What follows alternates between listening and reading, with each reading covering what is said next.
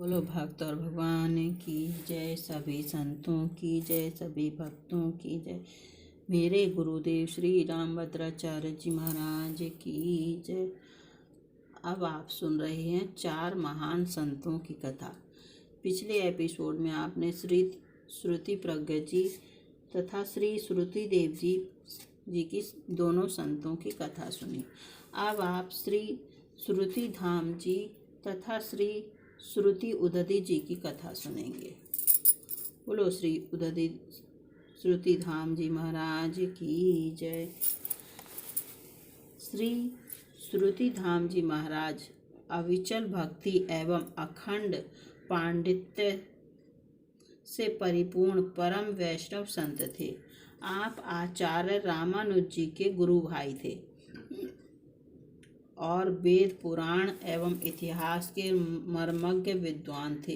भक्ति भाव सम्मित सरस कथा प्रवचनों के माध्यम से जन जन में भक्ति भाव का प्रचार करना आपका जीवन सिद्धांत था। इसके लिए आप वैष्णव संतों की मंडली लेकर सदैव विचरण किया करते थे।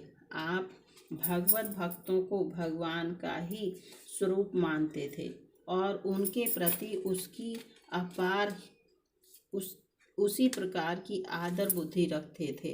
वैष्णव वेश के प्रति आपकी बड़ी ही निष्ठा थी, अतः आप सबको कंठी माला, तिलक और छाप आदि वैष्णव चिन्हों को धारण करने का उपदेश करते थे। श्री श्रुति धाम जी महाराज एक सिद्ध संत थे, परंतु उनकी सिद्धियां चमत्कार दर्शन के लिए न होकर भावुक भक्तों को भक्ति की ओर उन्मुख करने के लिए होती थी। एक बार की बात है, आप संत मंडली को लेकर तीर्थराज प्रयाग में त्रिवेणी स्नान के लिए गए थे। स्नान के बाद वहीं त्रिवेणी तट पर ही सत्संग होने लगा। भक्तों का एक बड़ा समाज आपके सत्संग में जुट गया। भगवत कथाओं के माध्यम से ब्रह्म निरूपण, धर्म एवं भक्ति पर सरस प्रवचन चल रहा था। महाराज श्री प्रवचन के माध्यम से कर्म, ज्ञान और उपासना की त्रिवेणी का रहस्य समझा रहे थे कि किसी श्रद्धालु ने प्रश्न किया, महाराज त्रिवेणी संगम में गंगा जी और यमुना जी की श्वेत और श्याम धाराओं के तो प्रत्यक्ष दर्शन होते हैं, परंतु सरस्वती जी की धारा के दर्शन नहीं होते। वह तो केवल कथाओं में सुनने की ही बात है। दूसरे कथावाचक होते तो कथा कहानियों के माध्यम से श्रद्धालु श्रोताओं की जिज्ञासा को शांत करने का प्रयास करते, परंतु श्रुति धाम जी महाराज तो साक्षात भक्ति विग्रह ही थे। उन्होंने ध्यानस्थ होकर माता गंगा, यमुना और सरस्वती का आवाहन किया। फिर क्या था, अपने भक्त की भावना को साकार रूप देने के लिए तीनों देवियों ने प्रत्यक्ष होकर अपने दिव्य स्वरूप के दर्शन भक्त मंडली को कराए। तत्पश्चात उनकी जलधाराएं भी स्पष्ट दृष्टि गोचर हुई। सारा त्रिवेणी तट त्रिवेणी जी की जय और श्रुति धाम जी महाराज की जय से गूंज उठा। इस प्रकार श्रुति और शास्त्र में कही गई बातों की सत्यता को श्री श्रुति धाम जी महाराज ने जन जन के मन में प्रतिष्ठापित किया। बोलो श्रुति धाम जी महाराज की जय। अब आप श्रुति उदधि जी की कथा सुनेंगे। श्री श्रुति उदधि जी महाराज महान त्यागी विरक्त वैष्णव संत थे। आप आचार्य श्री रामानुज जी महाराज के गुरु भाई थे। भगवत भजन चिंतन करते हुए एकाकी भ्रमण करना आपका स्वभाव और भगवत विमुखों को भक्ति पथ का पथिक बनाना जीवन लक्ष्य था। एक बार आप श्री गंगा जी के दर्शन स्नान के लिए जा रहे थे। मार्ग में एक राजा की वाटिका पड़ी थी। शांत एकांत स्थान देखकर वहां कुछ क्षण बैठकर आप भगवान का ध्यान करने लगे। संयोगवश उसी रात राजा के महल में चोरों ने सेंध लगाई थी और कुछ माल मत्ता लेकर चंपत हो गए थे। सुबह होने पर जब चोरी का ज्ञान हुआ तो राजमहल में हड़कंप मच गया। चारों ओर सिपाही छोड़ दिए गए। उधर चोर भी डर के मारे भागे जा रहे थे। उन्हें भी पकड़े जाने पर मौत का खौफ सता रहा था। मार्ग में राजा की वाटिका में श्री उदयति जी महाराज को ध्यानस्थ देखकर उन लोगों ने एक मणिमाला निकालकर उनके गले में पहना दी और चोरी का कुछ माल भी वहीं रख दिया, जिससे सिपाही और राजकर्मचारी भ्रमित हो जाएं। यह सब करके चोर वहां से चल दिए। उधर थोड़ी ही देर में कुछ सिपाही और राजकर्मचारी चोरों को खोजते हुए राजवाटिका तक आ पहुंचे। उन्हें दूर से ही श्री श्रुति उदयति जी के गले में चमकती हुई मणिमाला दिखाई पड़ी। यह देखकर वे लोग शीघ्रता से उनके समीप गए। वहां आसपास कुछ और भी चोरी का माल दिखाई दिया। उधर श्रुति उदयति जी महाराज तो पूरी तरह ध्यान मग्न थे। उन्हें दीन दुनिया की कोई खबर ही नहीं थी। अब क्या था? अविवेकी राज कर्मचारियों और सिपाहियों ने श्रुति उदयति जी महाराज को ही चोर समझ लिया और बांधकर राजा के पास ले चले। संत तो नित्य मुक्त होते हैं, उनके लिए इस प्रकार के लौकिक बंधन की भला क्या सत्ता थी। परंतु श्रुति उदयति जी महाराज ने इसे भी अपने आराध्य प्रभु की लीला ही समझा और निश्चिंत भाव से चल पड़े। राजा को अज्ञान अहंकार के बंधन से मुक्त करने सिपाहियों ने बरामद माल राजा के पास रखकर सारी घटना बताई। राजा भी अविवेकी ही थे। उसने बिना सोचे विचारे श्रुति उदयति जी महाराज को चोरी के आरोप में कारागार में निरुद्ध करा दिया। संत के लिए क्या, उनके लिए तो कुटिया और कारागार में कोई भेद ही नहीं था। वे वहीं बैठकर भगवान का ध्यान करने लगे। उन्हें इस घटना से किसी प्रकार का खेद या रोष नहीं था, परंतु राजा का यह अन्याय संतों के परम आराध्य परमात्मा प्रभु से न देखा गया।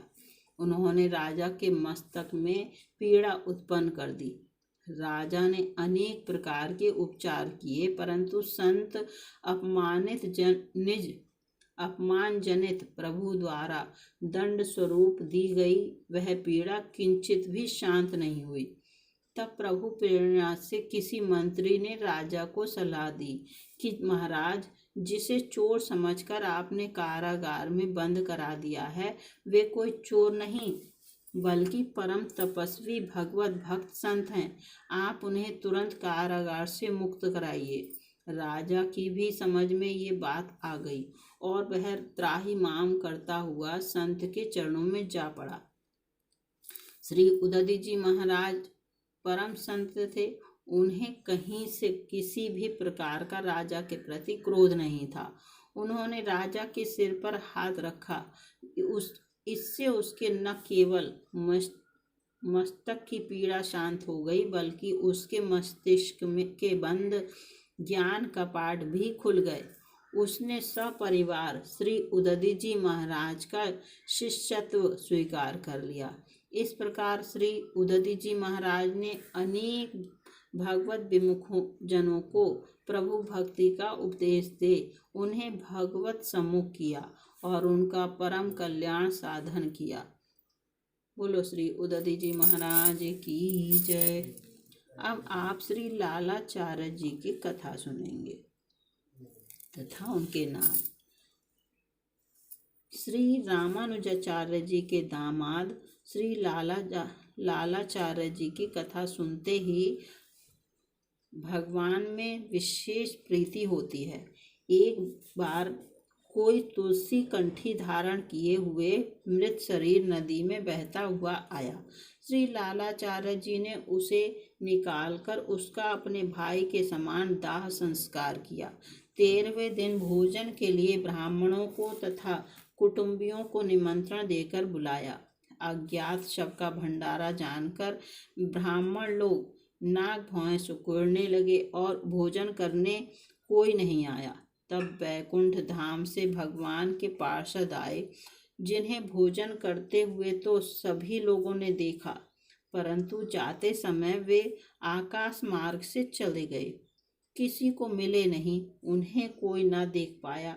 इस चमत्कार से लालाचार्य जी की महिमा संसार में लाखों गुना बढ़ गई। संत श्री लालाचार्य जी महाराज का संक्षिप्त परिचय इस प्रकार है। परम वैष्णव संत श्री लालाचार्य जी महाराज आचार्य रामानुज जी के जमाता थे। वैष्णव वेश के प्रति उनकी अनन्य निष्ठा थी। वे वैष्णव वेशधारी प्रत्येक संत को अपना भाई मानते थे और उसका उसी प्रकार आदर सत्कार करते थे। श्री लालाचार्य जी महाराज के इस दिव्य भाव को उनकी सहधर्मिणी तो जानती थी, परंतु साधारण लोग भला इसे क्या समझें कि केवल तुलसी माला धारण करने मात्र से ही वैष्णव ब्रह्मा जी द्वारा भी पूज्य हो जाता है, फिर मनुष्यों की तो बात ही क्या है। बोलो श्री लालाचार्य जी महाराज की जय। एक दिन श्री लालाचार्य जी महाराज की पत्नी जल भरने के लिए नदी तट पर गई हुई थी। उनके साथ उनकी कुछ सहेलियां भी थीं, जो श्री लालाचार्य जी की वैष्णव निष्ठा के कारण उनका मजाक उड़ाया करती थीं। जिस समय वे लोग जल भर रही थीं, उसी समय किसी वैष्णव संत का शव बहता हुआ उधर आया। उसके शरीर पर वैष्णव चिन्ह अंकित थे और वह कंठी माला धारण किए हुए था। सहेलियों ने व्यंग करते हुए श्री लालाचार्य जी महाराज की पत्नी से कहा, इन्हें देखकर ठीक से पहचान लो, तुम्हारे जेठ हैं या देवर। यह कहकर खिलखिलाती हुई चल दी। श्री लालाचार्य जी महाराज की पत्नी ने घर आकर श्री लालाचार्य जी से यह बात बताई। सुनकर श्री लालाचार्य जी करुण क्रंदन करने लगे। उनके मन में ठीक वैसे ही करुण भाव उत्पन्न हुए जैसे अपने अग्रज या अनुज के शरीर शांत होने पर होते हैं। अंत में यह सोचकर अपने मन को शांत किया कि मेरे ये भाई भगवत भक्त थे, वैष्णव संत थे, अतः इन्हें भगवत धाम की प्राप्ति हुई है। तत्पश्चात उनका शव प्राप्त कर अंतिम क्रिया करने के उद्देश्य से वे नदी के किनारे आए और विधि विधान पूर्वक उनकी क्रिया की। त्रयोदशा के दिन श्री लालाचार्य जी ने उन वैष्णव संत के निमित्त ब्राह्मण भोजन का आयोजन किया और उसके हेतु स्थानीय ब्राह्मणों को आमंत्रण किया, परंतु कोई भी ब्राह्मण उनके यहाँ भोजन करने न आया। उन ब्राह्मणों ने आपस में तय किया कि यह लालाचार्य पता नहीं किस जाति का शव उठा लाया और उसके त्रयोदशा में हम लोगों को खिलाकर भ्रष्ट करना चाहता है, अतः इसके यहाँ किसी भी ब्राह्मण को नहीं जाना चाहिए तथा जो ब्राह्मण परिचय के आए उन्हें भी सब बातें बताकर रोक देना चाहिए। ब्राह्मणों की इस दुर्विसंधि का ज्ञान जब लालाचार्य जी को हुआ तो वे बहुत ही दुखी और चिंतित हुए। उन्होंने ये सब बातें आचार्य श्री रामानुज जी से निवेदन की। आचार्य श्री ने कहा कि तुम्हें इस विषय में किसी प्रकार की चिंता नहीं करनी चाहिए। वे ब्राह्मण अज्ञानी हैं और उन्हें वैष्णव प्रसाद के महात्म्य का ज्ञान ही नहीं है। यह कहकर उन्होंने दिव्य वैष्णव पार्षदों का आवाहन किया। वैष्णव प्रसाद की महिमा जानने वाले वे दिव्य पार्षद ब्राह्मण वेश में उपस्थित होकर श्री लालाचार्य जी के घर की ओर उन्मुख हुए।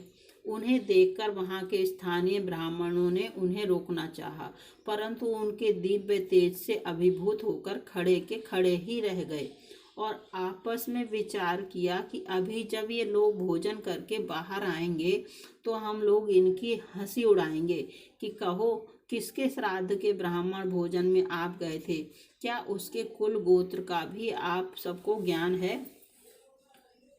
इधर ब्राह्मण लोग ऐसा सोच रहे थे, उधर ब्राह्मण वेशधारी दिव्य पार्षदों ने श्री लालाचार्य जी के आंगन में जाकर वैष्णव प्रसाद पाया और पुनः आकाश मार्ग से बैकुंठ धाम के लिए प्रस्थान कर गए। ब्राह्मणों ने उन्हें जब आकाश मार्ग से जाते देखा तो उनकी आंखें खुल गईं। उन्हें अपनी भूल का बहुत पश्चाताप हुआ। वे लोग आकर श्री लालाचार्य जी महाराज के चरणों में गिर पड़े और क्षमा मांगते हुए रोने लगे। संत श्री लालाचार्य जी महाराज तो परम वैष्णव थे, उन्हें उन लोगों पर किंचित रोष था ही नहीं। वे बोले, आप सब ब्राह्मण हैं, इस प्रकार कहकर मुझे लज्जित ना करें। आप सबकी कृपा से मुझे आज दिव्य वैष्णव पार्षदों के दर्शन हुए, अतः मैं तो स्वयं आपका कृतज्ञ हूँ। ब्राह्मणों को अब श्री लालाचार्य जी के साधुत्व और सिद्धित्व में रंच मात्र भी संदेह नहीं रह गया। उन सब ने श्री लालाचार्य जी का शिष्यत्व ग्रहण किया और वैष्णव दीक्षा प्राप्त की। बोलो श्री लालाचार्य जी महाराज की जय, सभी संतों की जय, सभी भक्तों की जय।